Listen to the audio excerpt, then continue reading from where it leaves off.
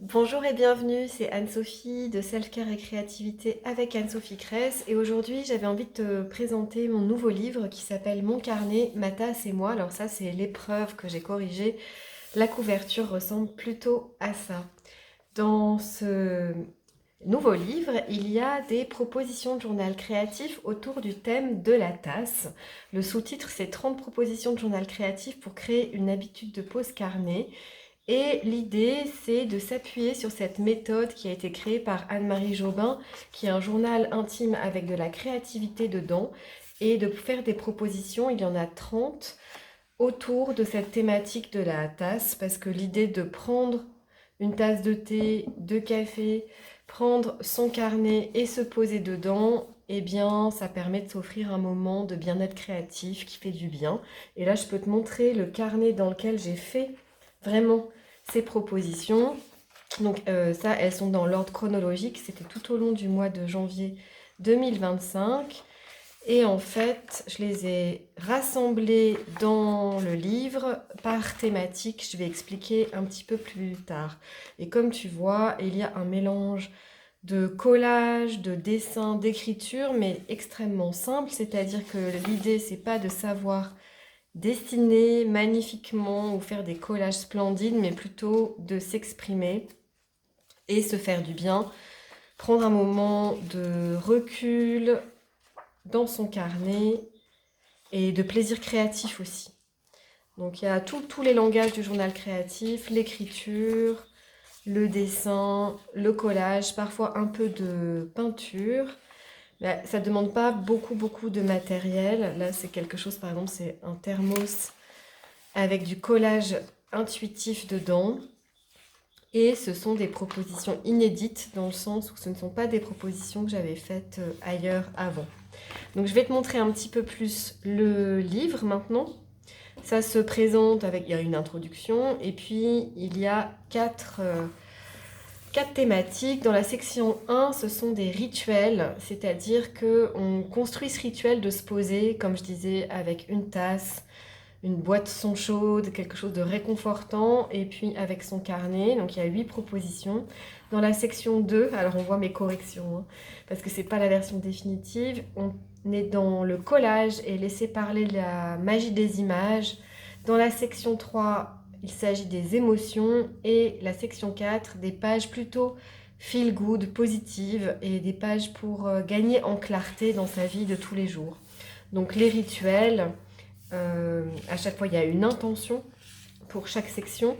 Et puis, je présente le matériel brièvement. Et ensuite, on part sur ces propositions que j'ai montrées dans le carnet, avec un descriptif écrit, quelques images en couleur, et puis un lien vers une vidéo très courte, moins d'une minute. C'est un lien écrit et un lien en QR code pour aller voir le déroulé de la proposition.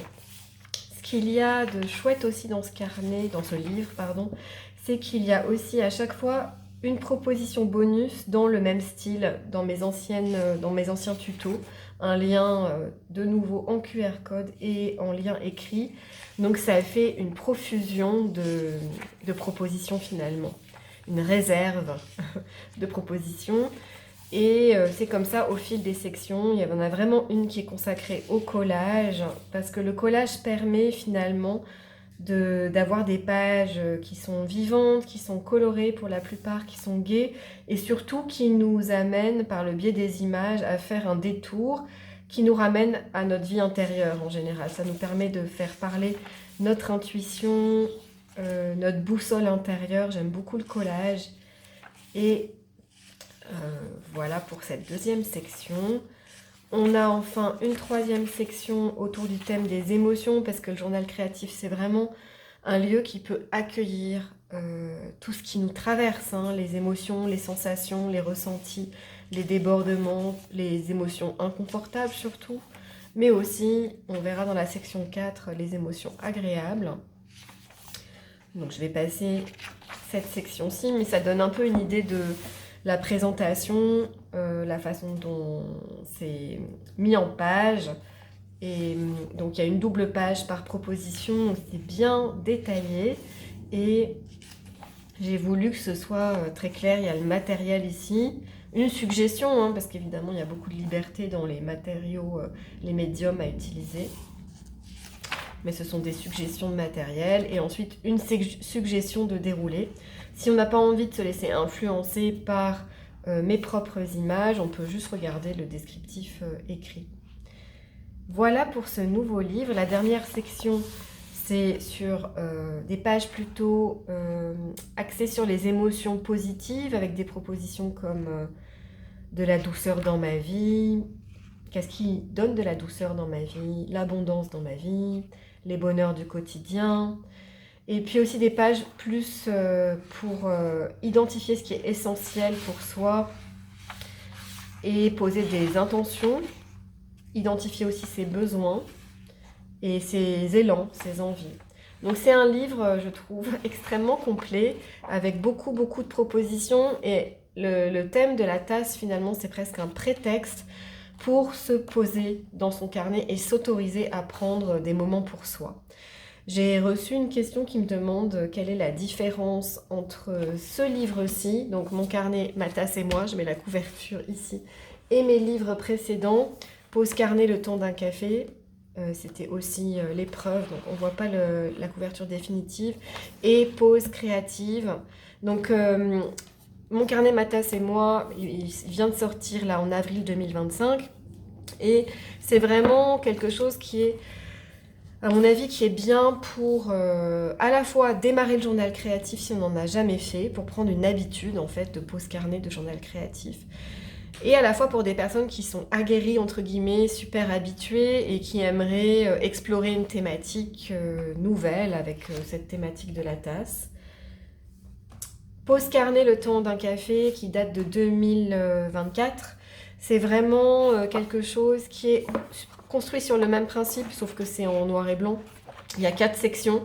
Elles ne sont pas thématiques, tout est mélangé. C'est plus sur le plaisir de se poser le temps d'un café ou de ce qu'on veut, un thé, une tisane, avec, voilà, vous voyez, c'est en noir et blanc celui-ci, avec une proposition par page sur le même principe, le matériel, une proposition décrite et une petite vidéo. C'est plutôt l'idée de se poser 15 minutes, 20 minutes maximum. Je dirais que c'est utile aussi pour des personnes qui commencent le journal créatif ou qui sont habituées, les deux. Et c'est axé sur la joie, je dirais, la détente, le plaisir créatif au quotidien. C'était l'axe de cette proposition. C'est peut-être un tout petit peu moins introspectif que mon carnet, ma tasse et moi. Et enfin, pause créative. Le sous-titre, c'est écrire, coller, dessiner et peindre pour retrouver le calme en soi. Il date de 2023. C'est mon premier livre. Dans celui-ci, il y a 16 propositions, aussi sur le même principe, hein, sauf qu'il y a à chaque fois une vidéo courte et une vidéo plus longue selon le temps qu'on a, 10 minutes, 20 minutes, et un descriptif écrit. Pour moi, c'était vraiment le premier livre que j'ai fait parce que c'était pour débuter le journal créatif, avec 4 sections aussi. Retrouver le calme, bien-être créatif, des pauses dans l'agenda, déposer des émotions. C'était quelque chose qui est né, ce livre, que je l'ai plus ou moins fait pour une amie qui me demandait comment débuter le journal créatif. Donc c'est comme un best-of des propositions de journal créatif que je préfère et qui permettent de rentrer dans ce sujet, de s'offrir des moments à soi, des moments créatifs, des moments d'introspection qui sont doux et profonds à la fois. Donc voilà, j'espère que ça vous parle. Je ne sais pas si vous avez déjà pause créative, pause carnet, le temps d'un café, ou bientôt mon carnet, ma tasse et moi. En tout cas, je vais mettre les liens des 3 livres dans le descriptif de cette vidéo. Et si vous avez des questions, n'hésitez pas à les poser aussi dans les commentaires de cette vidéo. Il y a de quoi se nourrir dans ces 3 livres. Dans celui-ci, vraiment, les propositions sont vraiment inédites. Il y a peut-être 2 ou 3 propositions sur 30 qui ressemblent à des propositions que j'ai faites dans les 2 livres précédents. Donc vous pouvez l'acheter, le commander, les yeux fermés. Ce sera des choses que vous n'avez pas encore vues dans les précédents livres. Je pense que tout est dit. C'est un livre en auto-édition. Les 3 sont des livres en auto-édition. Ça veut dire qu'ils sont imprimés à la demande quand ils sont commandés sur Amazon.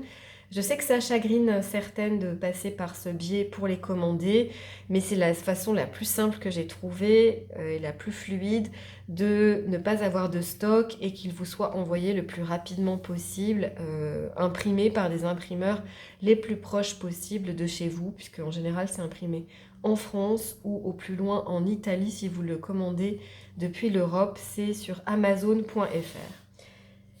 Je vous dis à bientôt avec joie et j'espère que vous allez vous régaler avec ce nouveau livre, Mon carnet, ma tasse et moi, et que vous prendrez autant de plaisir à faire les propositions que j'ai eu moi à les faire et puis ensuite à les partager.